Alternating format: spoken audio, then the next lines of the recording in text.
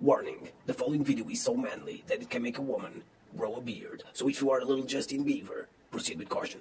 What is up, people? Today I'm bringing you an MW2 gameplay, the Call of Duty of the ifs. If it didn't have this, if it didn't have that, if they had done this, whatever. So I was playing with a friend, Gannon. Before finding a good lobby, obviously we had to be put in a lobby with crazy stuff like Halo jumps. With a guy with a tiny ass, Claymore was bigger than his ass, so I'm pretty sure that was Miley Cyrus, I don't know. But then we found a good match, a good lobby on Favela, and we just dominated. That was a fun match. So that's that about the gameplay. So I want to talk about Call of Duty Ghosts, people. I want to talk about the main differences of Ghosts on the PlayStation 3 versus the PlayStation 4, because there will be differences besides, just graphics. So I want to talk about the advantages and disadvantages about that. When I say PlayStation, I also mean Xbox, people. I just don't want to have to say the name of the 4 consoles whenever I mention one. I don't want to have to say PlayStation 3, Xbox 360, PS4, Xbox One. When I say PlayStation, I mean Xbox 2. So lots of people will buy Call of Duty Ghosts for the PS4 because of the graphics. It's not just because it's a new console, it's because of the graphics. People want better graphics. Some people want better graphics because they're tired of the same graphics for like 5 years. And that's pretty much the only reason. And besides being a new console, everyone likes a new console. Graphics is pretty much the only reason why they're gonna buy the new Call of Duty goes for the new console, because you will have the same games on both consoles. The only difference will be the graphics. It's not like on the PlayStation 2 versus the PlayStation 3. I remember that I bought World at War for the PlayStation 2, thinking that it was the same, as it was on the PS3, and it wasn't. It didn't have multiplayer. I think it didn't even have zombies. It was just a campaign. It was just campaign. So I was like, damn, this is garbage. But that won't happen on the PlayStation 3 and PS4. You will have both games on both consoles, so that's good. That's good. If you don't care about graphics, that's good. Some people like me, they don't care about graphics, because the jump in terms of graphics that you're gonna get from the PS3 to the PlayStation 4 is not gonna be crazy. It's not gonna be as crazy as it was, for example, going from the PlayStation 1 to the PlayStation 2. Going from Metal Gear Solid 1's faces that had dark spots for eyes and blurry slits for mouths to Metal Gear Solid 2's blinking and lip syncing. That was amazing. That was a pretty huge jump. You won't have that kind of crazy jump anymore. The graphics that we have today on the PS3 are fucking amazing. So and graphics don't mean anything, people. Graphics are not the most important thing, and you have a great example in Call of Duty versus Battlefield. Battlefield has the graphics of Battlefield kill Call of Duty. It has great graphics, but guess what? Call of Duty is more fun to play. It's more fast-paced, this and that.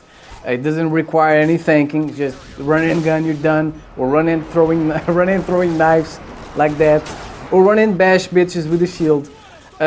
Even though it doesn't have graphics as good as Battlefield 3, people don't care. People just play COD. They don't care if the graphics are better on Battlefield. And that's what some people will think about, getting Ghosts for the PlayStation 3, versus getting it for the PS4. They don't care about graphics.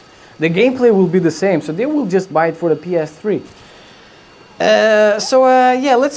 Let's get into the real positive and negative things. So let's start off with the PlayStation 4, and obviously, as I said, it also means Xbox One.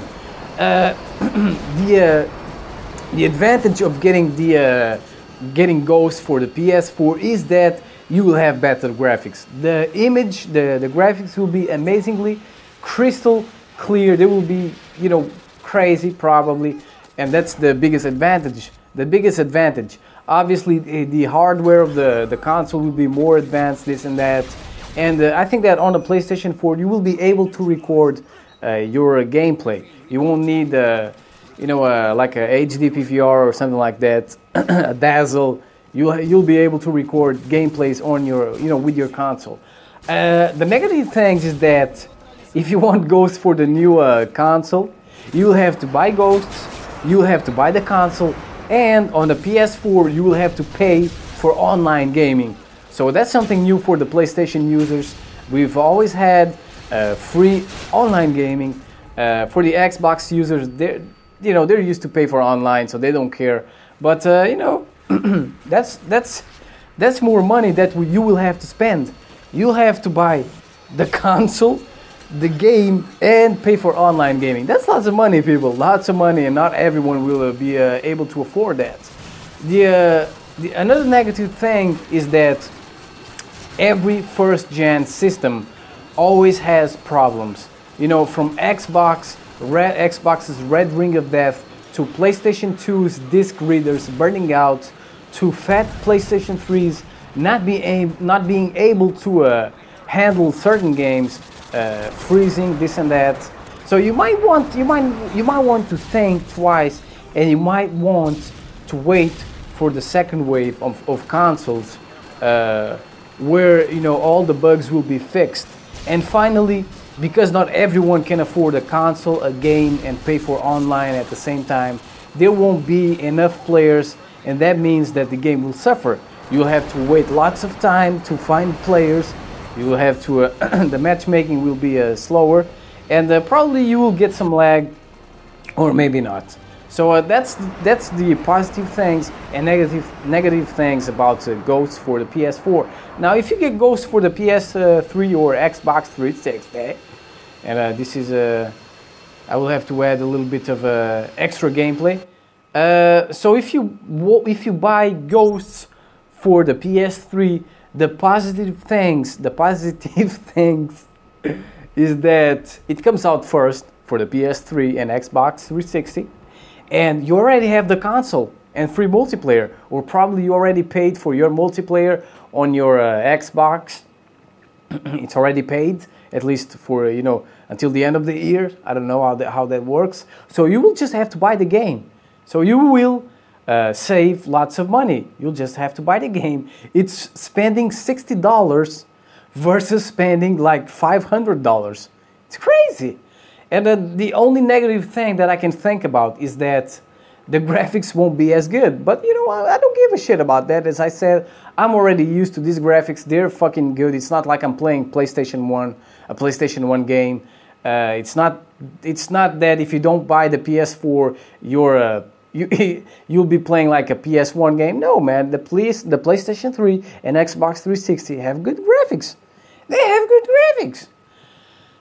So people, the bottom line is that, to wrap this up, on the PlayStation 3 version and Xbox 360, the fishes are more, gentle, more docile, dispersing when you move close to them. But on the PS4, on the Xbox One, they have a tribal mentality. They're crazy. So when their AI feels that your presence threatens their habitat, they will attack you by attempting to eat your face. And we're talking about little fishes. We're not talking about sharks. Obviously, if we were talking about sharks, they would do both things on both versions of the game. But we're talking about little fishes. It's crazy. And finally, the dog has a much larger chance of dying on the PS3 and Xbox version of the game. So that way, you will feel compelled to buy the PS4 so that the dog lives. And actually, this is a very good way to make people buy the new game and the new console. So that's pretty much it, people. I hope this video helped you guys decide what you're gonna do. I will probably get it for the PlayStation 3, but if I get it for the PlayStation 3, I won't buy it for the PlayStation 4. I might get the PlayStation 4 because of other games, but the only difference, as I said, is gonna be the graphics. Everything will be the same, such as campaign, multiplayer, and Spec Ops. The only difference is in the game between the PS4, Xbox One, and the PS3 and the Xbox 360 is that there will be an amazingly crystal clear picture. That's pretty much it, and more advanced hardware. So I hope you enjoyed this video. I will see you next time.